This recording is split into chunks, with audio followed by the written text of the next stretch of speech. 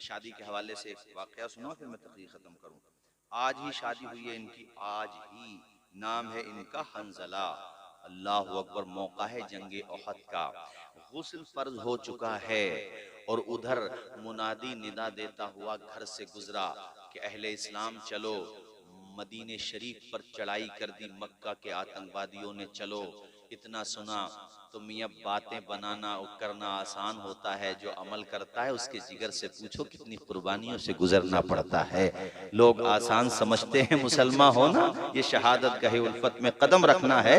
लोग आसान समझते हैं अल्लाह अकबर कबीरा। सुनो भाइयों मेरी तरफ देखो, हजरत हंजला ने जब ये सदा सुनी तो अपनी शरीक हयात से कहा कि मुझे बुलाया जा रहा है, तुम्हारी मोहब्बतें अपनी जगह, मगर सबसे ज्यादा हंजला अगर मोहब्बत करता है तो जाने आलमीन से करता है, रहमतुल्लिल आलमीन से करता है सबसे ज्यादा मोहब्बत। चूंकि हम सब मुसलमानों का ये अकीदा है, जमीनो जमा तुम्हारे लिए, मकीनो मकान तुम्हारे लिए, हम आए यहाँ तुम्हारे लिए, उठे भी वहां तुम्हारे लिए, दहन में ज़बा तुम्हारे लिए, बदन में है जान तुम्हारे लिए। हजरत हंजला ने जब अपनी बीवी से ये कहा तो उनकी बीवी ने जो जवाब दिया वो मेरी माएं बहनें बेटियां सुने। अल्लाह अकबर कबीरा।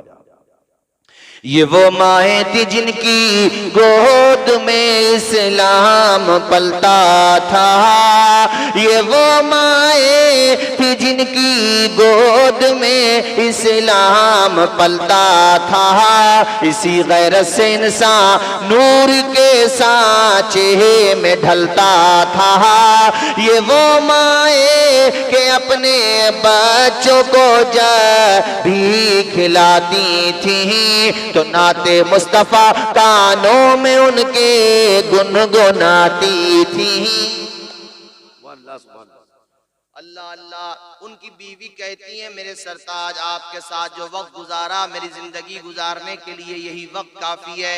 आप राह खुदा में जा रहे हैं, वापस आ गए तो गाजी की बीवी कहलाऊंगी, और जामे शहादत नोश कर गए तो शहीद की बीवी कहलाऊंगी, और तुम्हारे साथ जन्नत में जाऊंगी। हजरत हंजला ने आखिरी सलाम किया और घर से निकल पड़े। उजलत इतनी थी कि आपने गुस्ल भी नहीं किया, नहाए नहीं। जंगे ओहद में पहुंचे और शुजाअत के जौहर दिखाए। जब जंगे ओहद खत्म हो गई, बाद में लाशों को जमा किया तो बड़ा नुकसान हुआ था इस जंग में मुसलमानों का।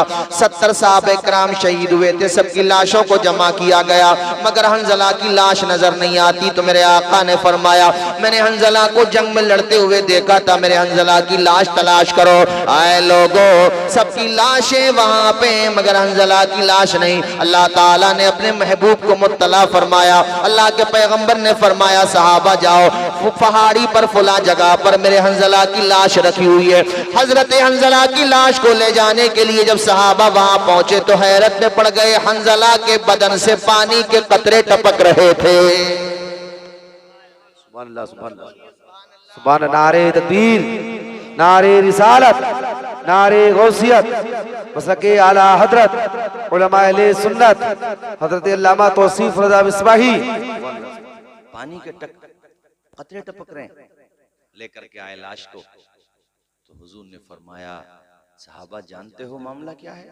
हुजूर ने फरमाया इन पे गुस्ल फर्ज था, मगर ये दीन के लिए, खुदा रसूल की मोहब्बत के लिए 1 मिनट भी ज़ाय नहीं करना चाहते थे। उस ज़माने में नहाने की इतनी सहूलियात नहीं थी जैसे आज हैं।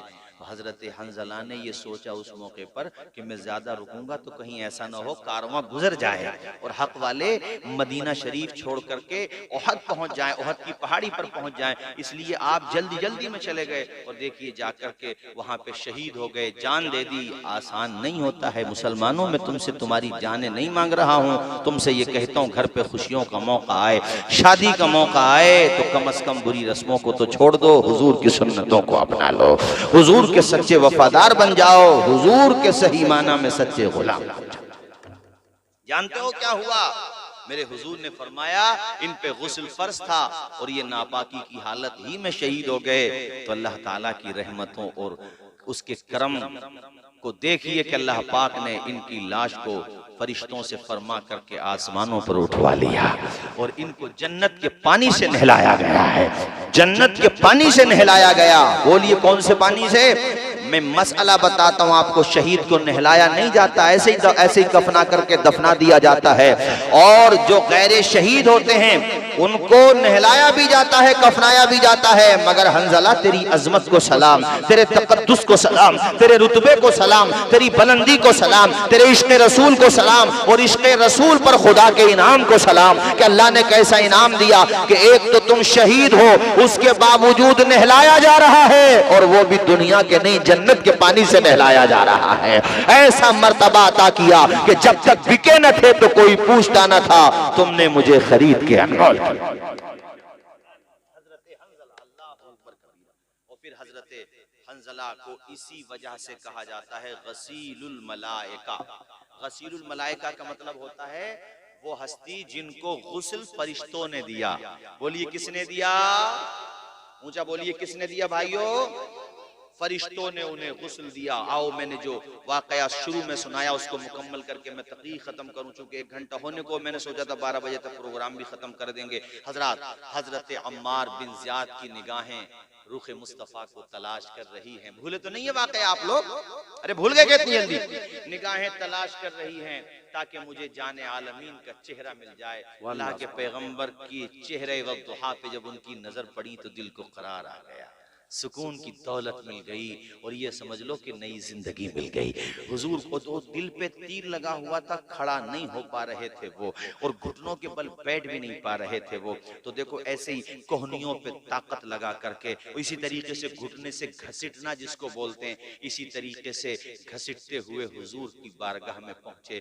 आंखों से आंसुओं का सैलाब रवा दवा है, जानते हैं कि रुख मुस्तफ़ा से अलविदा ले रहा हूँ, अब मैं दुनिया से जा रहा हूँ।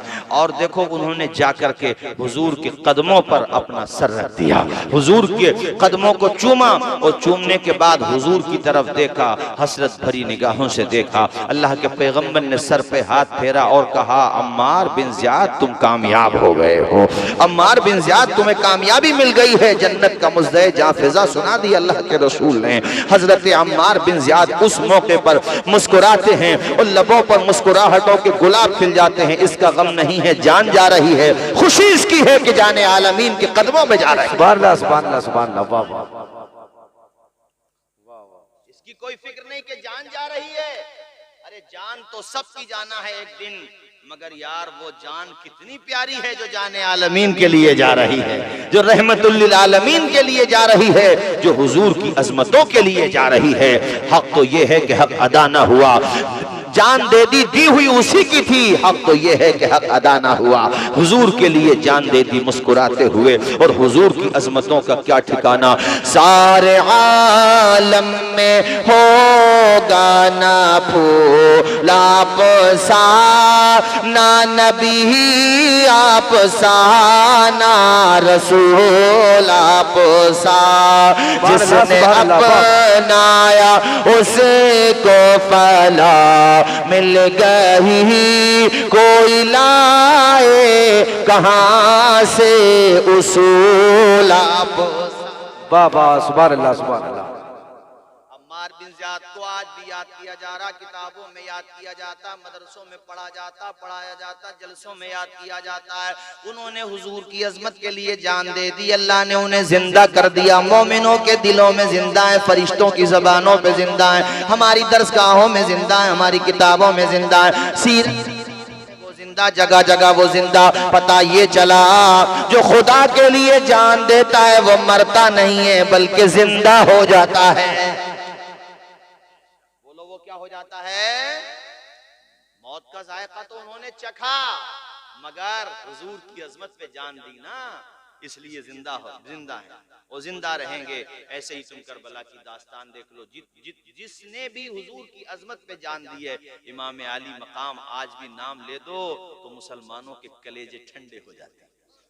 बोलो जोर से बोलो, हमें कितना सुकून मिलता, उनका नाम ही आ जाए तो हमारे दिल में मोहब्बतों के पैगाम बुलंद हो जाते हैं। इमाम हुसैन का नाम बुलंद हो जाए तो दिल कितना खुश हो जाता है। क्यों? इसलिए कि उन्होंने अपना खानदान हुजूर के दीन पे कुर्बान कर दिया, हुजूर के दीन के लिए उन्होंने खुद की कुर्बानी दे दी, जवान बेटे की कुर्बानी दे दी। तो बस आखिर में आप हजरात से मैं यही कहूंगा कि अल्लाह ताला शादी का मौका दे, घर पे बच्चों की पैदाइश का मौका अल्लाह अता फरमाए, चूंकि जो भी खुशियां देता है वो अल्लाह ही अता करता है। बोलो बोलो, जोर से बोलो, कौन अता करता है? बोले भाइयों, अल्लाह अता करता।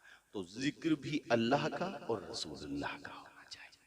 अपने घर पे कभी भी इस तरह की कोई भी बात ना करें जो शरीयत के खिलाफ हो, बल्कि वो करें जिससे हमारा खुदा राजी और हमारे मुस्तफ़ा राजी।